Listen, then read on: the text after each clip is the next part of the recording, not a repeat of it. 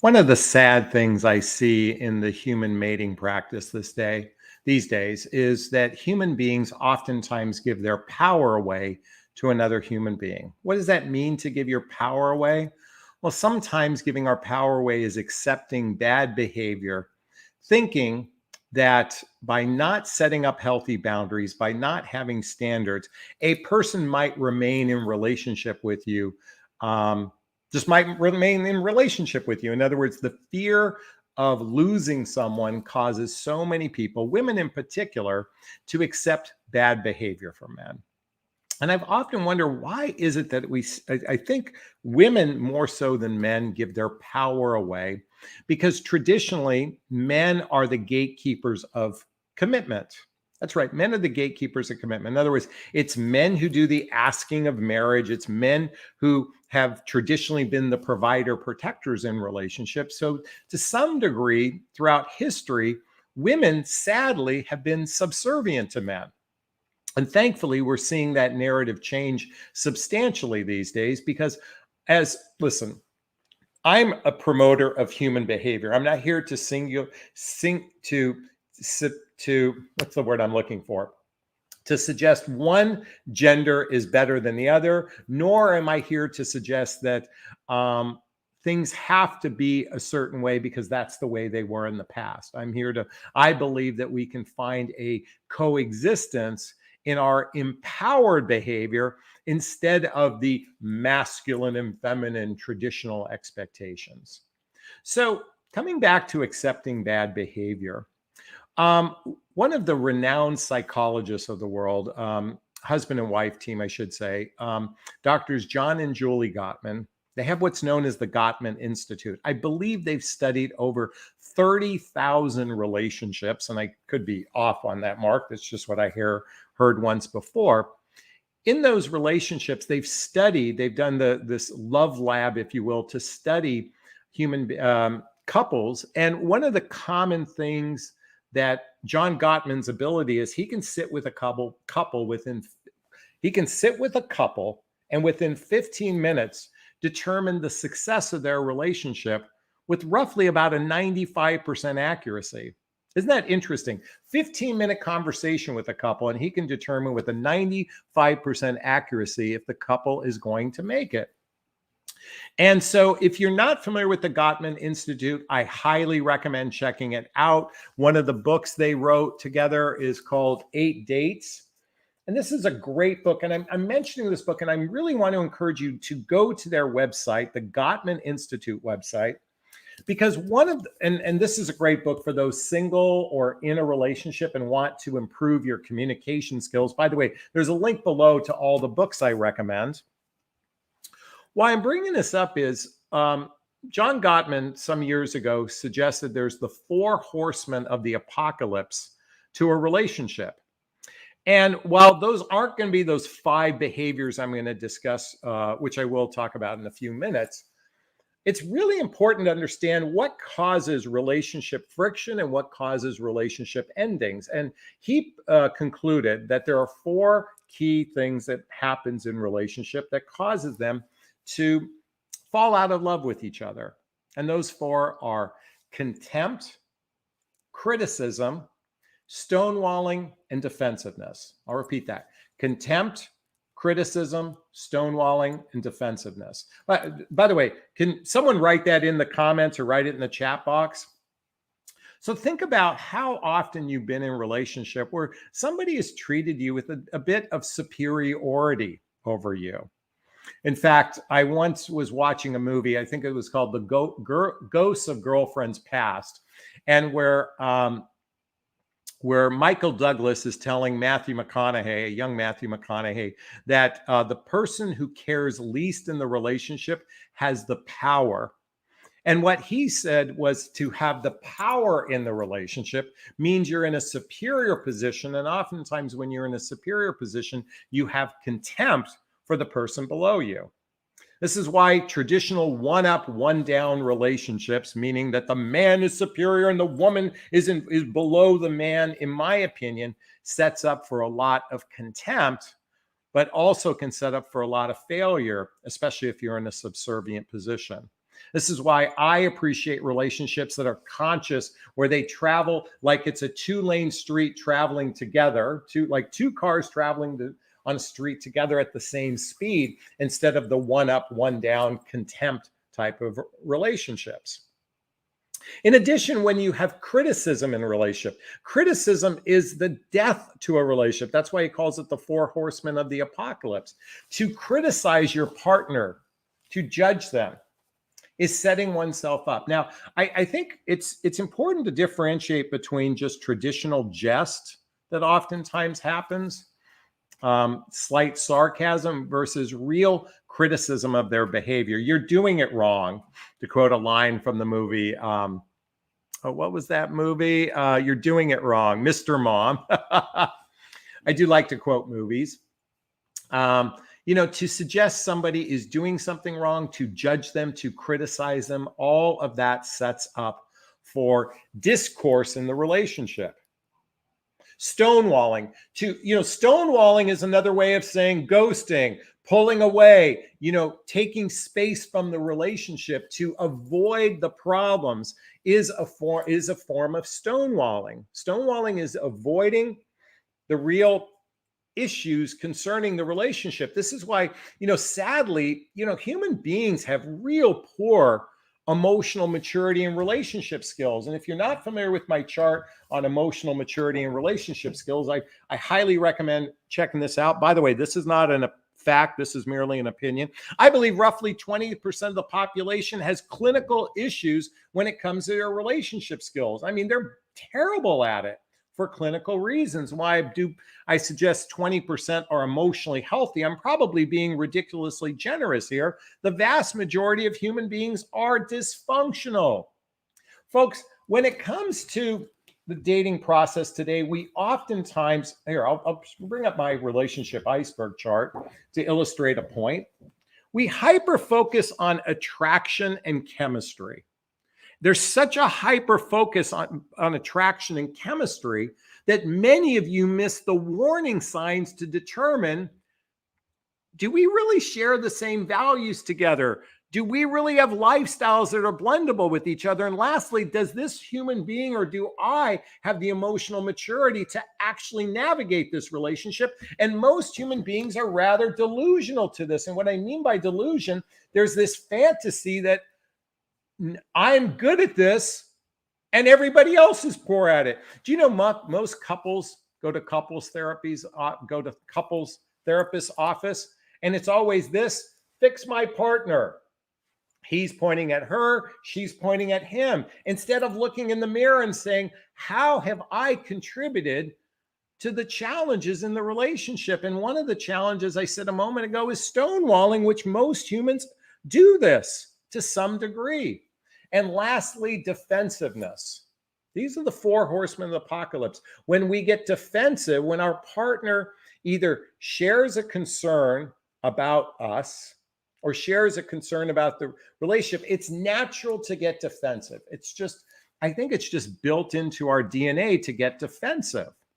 And yet that defensiveness create walls between two people. And the thicker the walls are, the harder it is to actually come closer together to form a healthy, happy relationship. Let me tell you something. I shared before, I believe roughly 90% of the population is terrible at relationships. Really, I do believe that.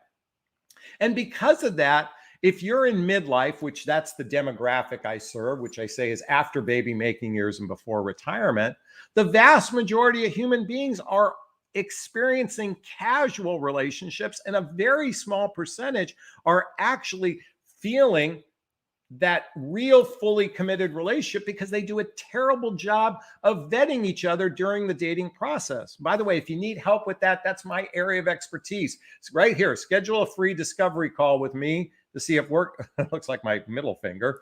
Schedule a free discovery call with me to see if working with a coach is right for you.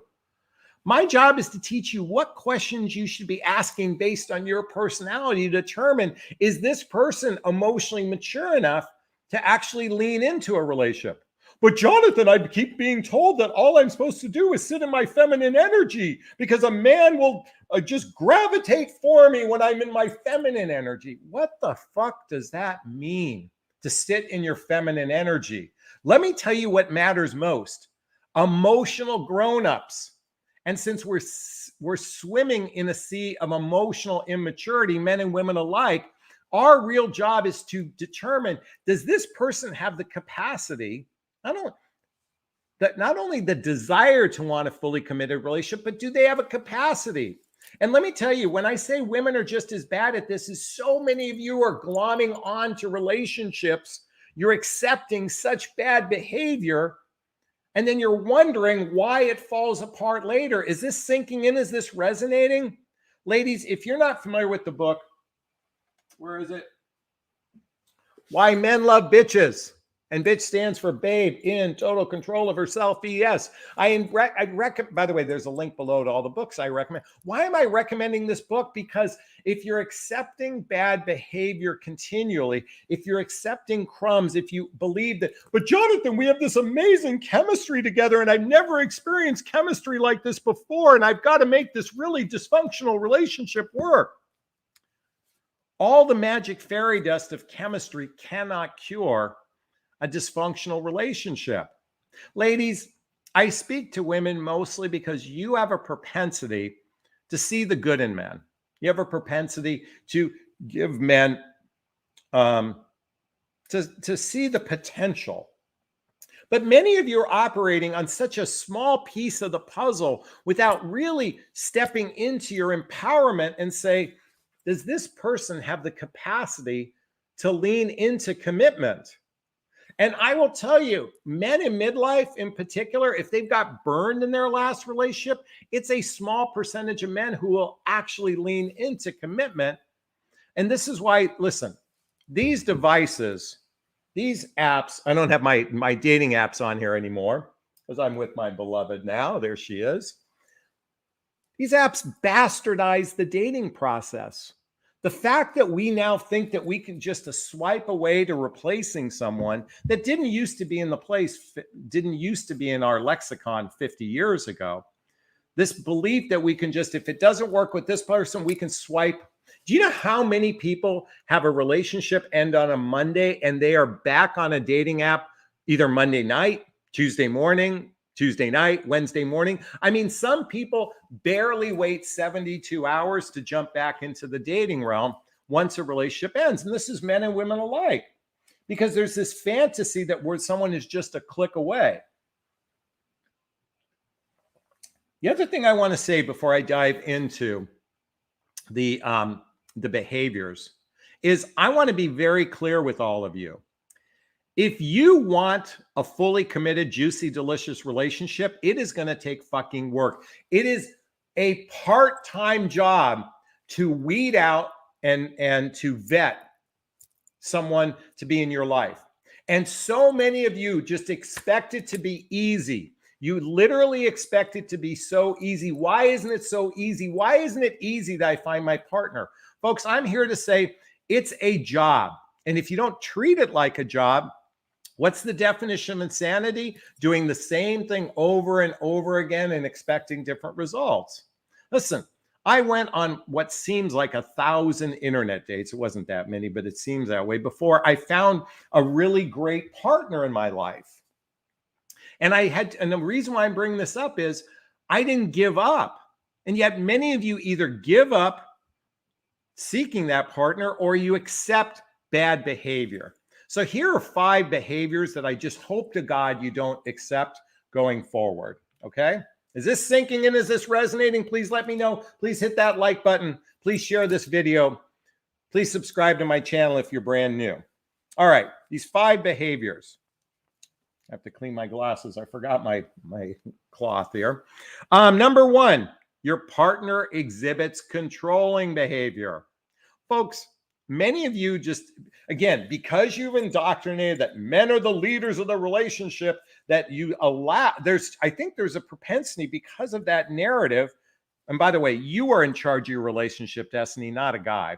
But that belief that they're the leaders, possibly sets you up for being controlled later in the relationship. This is why I'm a big proponent of initially, right from the get-go, is taking turns in the dating process. If you haven't read the book, If the Buddha Dated, I love this book because it throws out the bullshit gender rhetoric and says, how can we approach the relationship at a more heart-centered level instead of the expectation level? And again, if you're expecting the man to lead, you could be setting yourself up for controlling behavior. But then again, whether the minute you begin to see someone trying to control your life or control the narrative, that should be a warning sign of a behavior that should not be tolerated.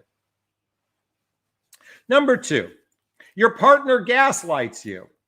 And by the way, for the record, I got this off the internet, so I don't want to take credit for these 5. He gaslights you. If you're not familiar with gaslighting, it's a method of, if it's defensiveness in the sense of being, it's a way of taking what you've said and turning it around. And if, let's say, for example, you have an issue with your partner, for some people, there's a sophisticated method in their brain that can turn it around and make it your fault. And they have this ability to actually convince you that it is your fault. I want you to think about that. You have an issue with your partner. I'm going to use a cheesy one, but I'm only for humor's sake. You never put the toilet seat down. And someone turns it around. Well, you should be putting it up for me every single time. Now, I'm being tongue in cheek, but it's basically turning something around and making it your fault instead of taking ownership. Oh my gosh, sweetheart, I'm so sorry. I'm going to do a better job of paying attention to that. Now, I'm using a very benign example. In many cases, it's centered around secretive behavior. It's centered around their lack of intention in the relationship. Gaslighting is a way of making you wrong for your feelings. And don't ever accept that from anyone. By the way, if you're not familiar with my book, What the Heck is Self-Love Anyway? A Journey of Personal Development, Self-Help, and Spiritual Work. By the way, there's a link below. Why I'm sharing this is chapter 1. I want to just go to chapter 1 for a second. Speak your truth. Do it with kindness. By the way, folks, you should never be afraid to speak your truth in a relationship. Just do it in a kind, loving way. You have and your truth is your genuine feelings about something. That's your truth. That doesn't mean it's the truth. It's just true for you. And no one should ever diminish that. That's why a good partner, by the way, I got something in my eyebrows here. A good partner listens to your point of view, acknowledges your point of view, and accepts it for being true for you. They don't turn it around, the gaslighting. Number 3, partner abuses you emotionally or verbally. Verbal abuse should never be tolerated in a relationship. And yet, sadly, because of that fear of losing someone, oftentimes cause men and women to accept verbal and emotional abuse. And number 4, physical abuse. That should never be tolerated. I mean, that's an obvious one.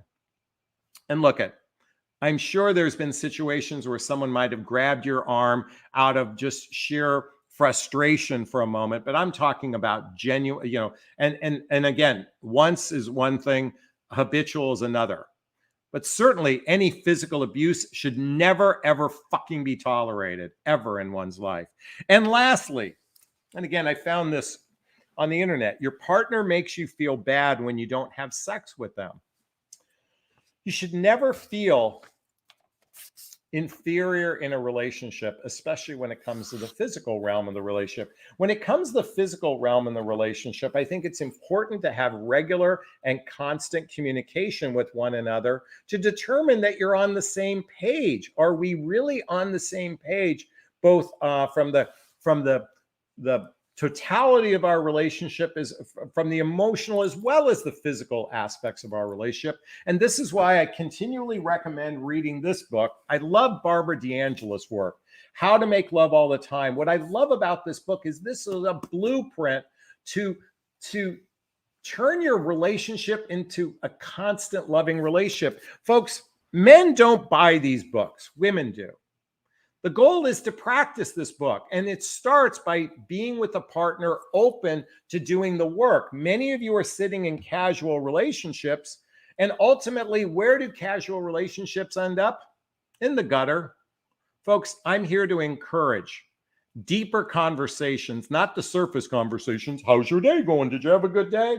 Versus many of you are also, are in these long distance relationships. I had a woman write me today. I've been in a 3-year relationship. And I'm like, then she said, but I've never met him. I'm like, no, you're in a cyber relationship. A healthy relationship is built through time and physical connectivity. Trust isn't built over the telephone. Trust isn't built over emails. Trust is built through social activities, hobbies, mutual interests, spending time with family and friends, traveling together, teamwork, building skills, both in your personal and your professional life, intimacy, both physical and emotional intimacy. Trust isn't just about fidelity. Trust is, can I count on this person to be there for me? Can I count on this person to be there for me when I need them? Or more importantly, does this person view my best interest at hand? Does this person view my best interest at hand? That's what trust is. God, universe, spirit. I'm in a loving relationship where we have amazing chemistry with one another, and our communication with each other is off the charts. And our lives have blended with one another, and we share the same values, and we have built the deep roots of trust so that even if we have a bump in the road, our relationship can withstand this. God, universe, spirit. I'm so grateful to be experiencing this in my life right now. Start from the perspective as if it's already happened, not wishing for it in the future. Build it, they will come. I invite you to make a shift in your life, to not accept bad behavior, and more importantly, to do a better job of vetting people. And again, if you need some support with that, check out the link to a free discovery call with me to see if working with a coach is right for you. All right, I think this will be a good place to start with our Q&A. If you have a question for me, write the word question, then post the question thereafter, or you can purchase a super sticker, super chat. All of the monies from the super sticker, super chat goes to a scholarship fund in the name of my son, Connor Asley. That's him right there. It's my son who passed away a few years ago. And in his honor, I've started a scholarship fund to defray the cost of personal development and to donate to places like the Hoffman Process and Insight Institutes, just to name a few. And if you want to donate, there's a little $ in the chat box. Or you can, if you're watching the video on the replay, you can hit the super thanks button and donate. And I'd be truly grateful for that. All right, I noticed we had a donation to begin with. So let's put Punch up on the board. And she writes, he wanted a pic. I sent him one in a swimsuit. He was I heart. Asked for more. I said, you just got a teaser, and got me confused with future me after he went on a few dates. He said, okay, let there be intrigue. I left it there. What's next? And she says, should I reach out to him? We never met in person. I was sick before. He's sick now. He was asking me how I was sick. He was supposed to meet me today. Crickets. Okay, I'm a little confused because you said here, he got me confused with the future after we went on a few dates, and then you went on to say we have never met. So I'm not a big, listen, I have a rule of thumb, folks, and this is where long distance relationship rarely fits this narrative, but I call it the 3, 2, 1, 3. Okay, 3, 2, 1, 3. First off, no more than 3 text communications or email communications to get onto 1 or 2 telephone calls. And within that 1 telephone call, within 1 or 2 telephone calls, you should schedule 1 date within a 3-week period of time. If it takes longer than 3 weeks to set up a date, don't invest time in someone. This is why proximity creates relationship success. This is why many of you are having these long, drawn-out cyber conversations with people, and they don't work out. Men don't fall in love for the telephone. They don't bond through the telephone. We might use you as therapists. By the way, a lot of men are using women as their confidant therapist because they're emotionally distraught, emotionally frustrated. And so you can spend hours, and many of you are bonding with people through trauma bonds, your bond and his trauma and your trauma. Folks, if you really haven't addressed the traumas that happen after a divorce, and I'm talking about understanding that the tapestry of an old life needs to be healed before many of you go on to a new relationship. But it's so hard to do that when we have this desire for companionship, connection, and sex.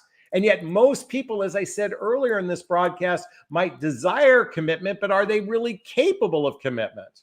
And some people don't even desire commitment. They're not even capable of commitment. So my suggestion to you, I'm going to put this, my suggestion to you is stop sending pics, get the date on the books, meet each other.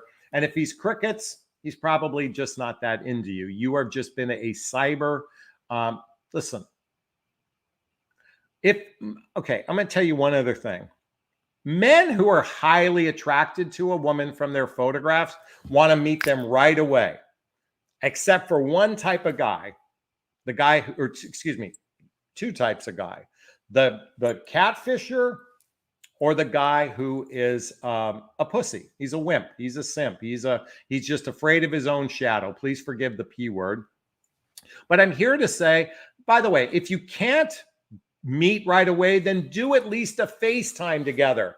Stop spending all your time on the telephone and start spending it face-to-face. Punch, that's my suggestion for you. Thank you so much for your question and the $19.99 super sticker. I really appreciate it. All right, let's go swimming. Oh, Arlene just gave us a $4 super sticker. Thank you so much. Okay, let's see. Oh, let's go swimming. Let's go swimming. Let's go swimming. Bum, bum, bum, bum, bum. Dee Dee writes, question. Out of all the women you dated before you met your beloved, did you have chemistry with? You look sharp tonight, by the way. Ah, thank you, Dee Dee. I had chemistry with a lot of women.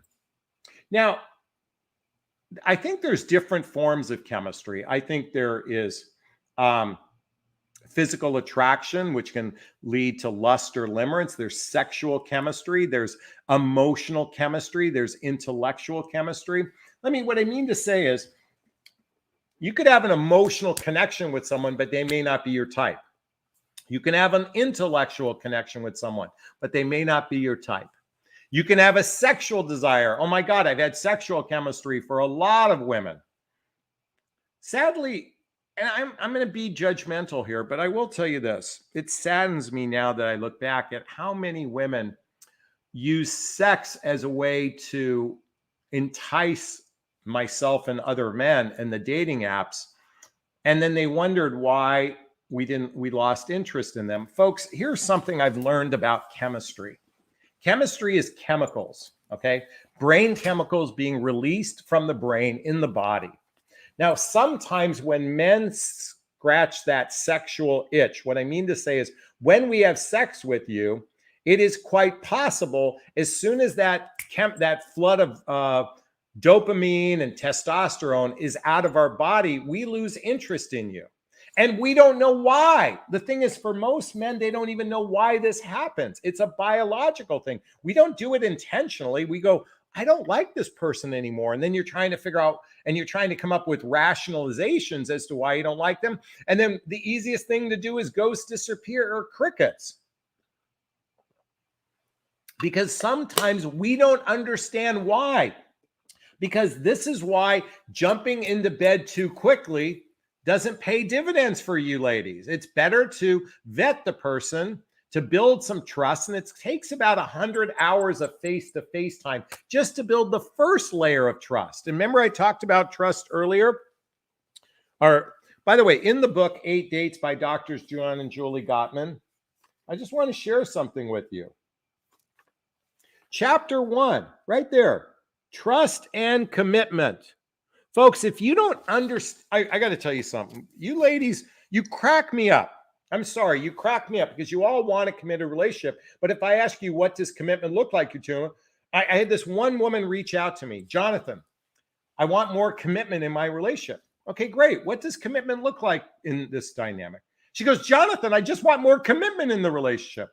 Well, great. What does that look like for you? But Jonathan, I just want more commitment out of him. You're not hearing me. No, I'm hearing you. You're not saying anything. Folks, if you can't establish what commitment looks like, then how can you ever know what it is? I've made it so simple for many of you. Hold that thought. I've made it so simple for so many of you. I made it simple by giving you an easy blueprint. Do you know what it looks like?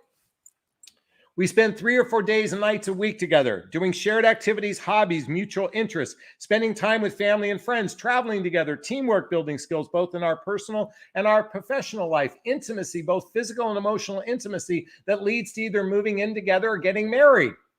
That is a blueprint. But Jonathan, I'm supposed to be in my feminine. Let the man lead the relationship. You are in charge of your destiny. Stop leaving it up to the men. You are in charge of your life. You set the standards of what you're looking for. And you choose people who meet those standards. And when they cross lines with you, you set boundaries with them. And I love the way Brene Brown talks about boundaries. If you're not familiar with her work, there's another book I highly recommend of hers. It's called The Gifts of Imperfection.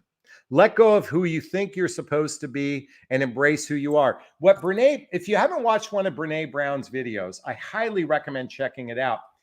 Boundaries are simply what's okay and what's not okay for me. That's what a boundary is. So coming back to the toilet seat, my girlfriend brings it up there on occasion for fun. It's not so much a boundary, but it's simply making a request. It would be really great if you'd be more mindful of that. That's a request. Now, we oftentimes think of boundaries as a no, but a boundary isn't a no. A boundary is simply saying what you prefer. And I love the Gottman's work because they talk about making requests, bids for, and so it simply could be, sweetheart, I'd really like to build a stronger relationship between the two of us. Would you be open to doing a couples workshop or retreat with me? That's a request. If he goes, oh, we don't need that, our relationship is perfect, that's a person that's oftentimes clueless. I will tell you, some of the best relationships are couples who continually renew their vows with one another on a regular basis. They're constantly working and tweaking their communication skills. If you're not familiar with the book, I Hear You, this by Michael Sorensen, The Surprisingly Simple Skills Behind Extraordinary Relationships. Why am I recommending this book? Because, folks, many of you are just as bad at this stuff. Listen, it's going to take a Herculean, it's going to take major effort to get good at this. Stop living in the delusion that you are good at this. Many of you, I know some of you are better communicators than others, but sadly, many of you believe that you're good at this. And I can tell you most people aren't. They haven't done the work. Anyway, I'm going off on a tangent. Coming back to your original question. Well, thank you for looking sharp. Coming back to the chemistry question. Yes, I've had chemistry, but a variety of different forms of chemistry with people. All right. Thank you so much for that one. Did I thank Arlene for the $4 super sticker? Thank you so much. Barbara writes in. By the way, I'm happy to, before I answer this, folks, I am very happy to share personal things about my beloved and I. There she is right there. And she's agreed to start to shoot videos with me at the first of the year. So let's hope she'll come out of the closet, so to speak, and come on camera with us all. So if you have questions about us, I'm more than happy to share, like the previous one. All right, question. When you're in a relationship and in the fourth month do the dynamic change? We went out almost 4 to 5 times a week, traveled, and now it's kind of slowed down to 3 to 4 holidays are planned. Okay. I don't see a question there, Barbara. So what is your question? Why did it change? I don't understand your question. And now, by the way, it went from 4 to 5 to 3 to 4. That's a slight change. I mean, that's if you'd said you went from 4 to 5 to once every other week, That's a big deal. Barbara, I don't know your question. So if you have a question, ask it later.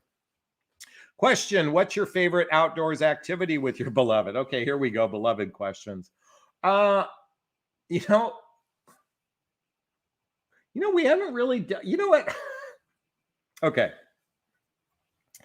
I think she and I tend to be, we're both kind of homebodies. Okay. We both, and when I mean by homebodies, we're not like going out partying on the town type of couple, but we like mundane things. Like, I mean, it's so funny. We went grocery shopping today and we got this little tinier cart, not the bigger cart, but the smaller cart. She's pulling one side, I'm pulling the other. And we're always like two kids at the playground giving each other shit. I mean, it's so funny. What I love about this relationship is our little kids come out to play. I think we like the mundane things. We were just saying, like, we like going to Costco. We like going to the grocery store. What I find most interesting, though, is I just like her company. It's like, it's beyond my lover. It's like my best friend. There's a quote, friendship on fire. It's like I get to hang out with my best buddy and I get to make love to her. And I'm hoping it's vice versa for her, only she can share with you. But it's the mundane things that I really appreciate most. And we do have 2 cruises planned in the next 2 months. So we're going to be on cruises for the next 2 months. All right. Thanks for asking that question. I really appreciate it. All right. Esther writes, question. What do you do when you've been out of touch for over a year with someone that they are having sexual intercourse with? Call them on the phone? I don't know. I mean, wait, wait, let me read that one more time. What do you do when you have been out of touch for over a year with someone that you have had sexual intercourse? You call them if you want to call them. That's what you do. Or you put them, or they're just somebody you used to know. What do you want, folks? What do you want? There's a scene in The Notebook where Noah says to Allie, "What do you want?" She goes, "It's not that simple." He goes, "Yes, it is." Why is it human beings are like, you just don't say what you want? Just say what you want. Then we can figure out the pieces around that. But everybody's afraid to speak up. Folks, in my book, What the Heck is Self-Love Anyway? Okay, chapter 9. Where's chapter 9? Read that. If it's sincere and from the heart, you can't say the wrong thing. You can't say the wrong thing to the right person if it's sincere and from the heart. So just speak from the heart. What is it that you want? What is it you want? That's my invitation for you anyway. All right. Thank you, Esther. I appreciate that. Let's go swimming. Sherry, howdy back. Let's see. Raul said, Rula says, I'm a homebody and I love the mundane things too, no matter the destination. Exactly. All right. Do we have any questions? It looks like we're bashful in the group. If you have a question, write the word question or post the question there and post the question thereafter, or purchase a super sticker, super chat. It's that little $sign right there. And if you're watching the replay and you've got this far, please purchase a super thanks. If this is making a difference in your life, I donate to places like the Hoffman Process and Insight Institute, just to name a few. All right. What else? Do we have any questions? If we don't have any questions, there we go. Nicole writes in, question. I'm 45, dating a man 10 years older who says 55-year-old men don't fall in love. What do you think? I am 55 plus, and I am deeply, deliriously, madly in love. My circle of friends are men who are all in their late 40s, early 50s, mid 50s, 60 years old. I have dozens of male friends who are deeply in love with their partner, and I'm talking deeply in love. These are men who have done personal development, self-help, and spiritual work. See, you have to be able to You know what, ladies? The real challenge for many of you is so many men are deeply wounded from their childhood wounds and traumas or their adult traumas. And it makes it very difficult for them to men to actually receive love. Now, it's partially because of two reasons. One is they might have had a trauma with their parents and they might be reliving that trauma. And if you're not familiar with the work of Harville Hendricks and Helen Hunt, I'd highly recommend checking out Getting the Love You Want. This talks about the imago, IMAGO, the imago. We oftentimes choose partners, men and women alike, like the parents that raised us. And it's one of the reasons why men might be incapable of loving because they can't receive love. And in addition, if you haven't checked out the work of the Hoffman process, I talk about this incessantly. This is a deep dive into healing your own childhood wounds and traumas so you can be able to receive love. Do you know one of the hardest things for human beings to do is to receive? It's easy to give. Women, you are amazing givers, but even yourself, many of you have a hard time receiving. And men particularly have a hard time receiving. The best relationships are with two people who can receive love. And that means tearing down the walls that created the blocks to love. Very few people, listen, if you're not familiar with my 3 types of people actively dating, by the way, right here, this is merely an opinion. The first group of people, I call them users. These are the people who seek short-term gain, the love bombers, the players, the gold diggers, the entitled people, selfish people, only caring about their own needs. And then the next group is what I call the spenders. What I mean is they're spending time with you. They seek connection, companionship, coupling, or sex. No direction, uncertainty, fearful, usually have dysfunctional life. And then there's the builders and the growers. These are the people that seek long-term commitment. They're emotionally grown up. They have good relationship skills. They have their act together. Jordan Peterson wrote a book called The 12 Rules for Life. I believe chapter 1 is clean your room. Folks, many of you are dating people that don't have their act together. They literally don't have a clean room like Rebecca Romaine Stamos did in the Friends episode when Ross went to go visit her at their home. You know, when you're meeting people whose lives are in chaos, they cannot have if the ground underneath them isn't solid, it makes it difficult for them to lean into a relationship. But more importantly, folks, we're swimming in a sea of dysfunctionality. And what's interesting is like attracts like. So when we individually do our own work, we become more of a magnet for attracting what we want.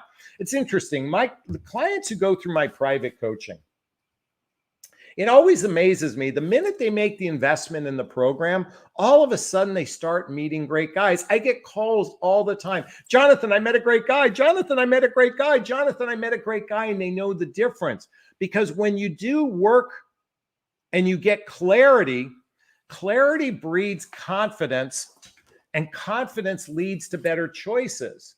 And that's what I'm here. This is what I'm here to encourage you, is to make better choices for yourself. Because this is all about not accepting bad behavior, like we talked about in the beginning of this broadcast. And more importantly, standing into your power. Because the person who cares the least has the power. That's not how a relationship should be. A relationship should be two people who want to co-create a life together. At least that's the world I live in. Maybe I'm in a delusional world myself. I can own that. But that's my invitation for everybody. Is this sinking in? Is this resonating? Please let me know. Please post a comment. I'd like to hear your thoughts on this. All right, time for a few more questions. Oh, let's see. Roxy says, my husband says loyalty can be learned. Do you think that is true? Yeah, I don't know if I think loyalty happens through trust and time. Trust and time. When loyalty comes, okay, let me give you an example. After my divorce, I was an emotional wreck. My best friend, Jeff, he called me every day to check in on me every single day. I was doing drugs. I was addicted to cocaine. I was drinking. I was self-medicating through online dating. It's interestingly enough, my drug of choice, my self-medication was online dating 15 years ago. It led me to the profession I am in today. So blessing and a blessing in disguise. But he called on me every day. You know, that was loyalty. But that loyalty was built over the years prior that we built trust with one another. So yes, I think loyalty is something that is built or learned. So thank you so much for that question, Roxy. By the way, does anyone know who that is? I'm just curious if anyone knows who that is. All right, let's keep going here. Charlene. Question, this guy will be intimidated with me, then never contact me unless I contact him. Should I stop dealing with him? When you say he's intimidated by you, does his penis shrivel up to the size of a tiny little grape? Is that what you mean by intimidated? Listen, intimidation is usually from an insecurity, if it's a genuine intimidation. What might be happening, and it's hard to say, is the fear of commitment is what you might be experiencing if he kind of comes and goes. But ultimately, ladies, coming back to what I said earlier, what do you want? Do you want a guy who's all in, or do you want a guy who's flaky? Make your choice. Make your choice. If that doesn't resonate with you, start singing the Ariana Grande song next. All right. Let's hear what Rose has to say. What do you do when you're in a friends with benefits since June, but in September he started seeing another woman, got her pregnant, and then ghosted? I'm so heartbroken. So do I move on? Okay. You're in a friend with benefit. Okay. That simply means casual sex with no strings attached. Friends with benefits means no strings attached. But you got emotionally connected with them. He got a woman pregnant. It's time to put your big girl hat on and put on your logical thinking cap. Do you want to be do you want to be entangled in this person's dysfunctionality? Because if you're accepting that dysfunction, what he's going to go through, he's going to be raising a child. There's going to be a lot of headaches. It's with some woman he just met. It's probably going to have some contention. Why do you want to choose that over a potentially healthy? By the way, can other ladies comment on this one? Please give your 2 cents on this one. But my feeling, yes, you should move on. It goes without saying. Okay. Rhubarb says, why do I attract dysfunctional men? Because 9 out of 10 men and women are dysfunctional. I'm a project for magnet men. I'm a magnet for project men. Stop it. Stop treating them as a project. Start becoming a magnetic attractor for what you want. God, universe, spirit, I am a magnetic attractor for a man that we have amazing chemistry with one another, and we can communicate with each other for hours and hours on end. And he shares the same values with me, and he has the emotional maturity to lean into a relationship, and we can blend our lives together. And lastly, we can build the roots of trust together through emotional maturity and good relationship skills. That's what I'm a magnet for. Choose which wolf you want to feed. That's my suggestion anyway, Rhubarb. Question. Your thoughts on a 59-year-old man, never married, no kids, 6 months is the longest relationship. He wants to read 8 dates together and discuss. Is it too much of a red flag? God, I don't... here's the thing.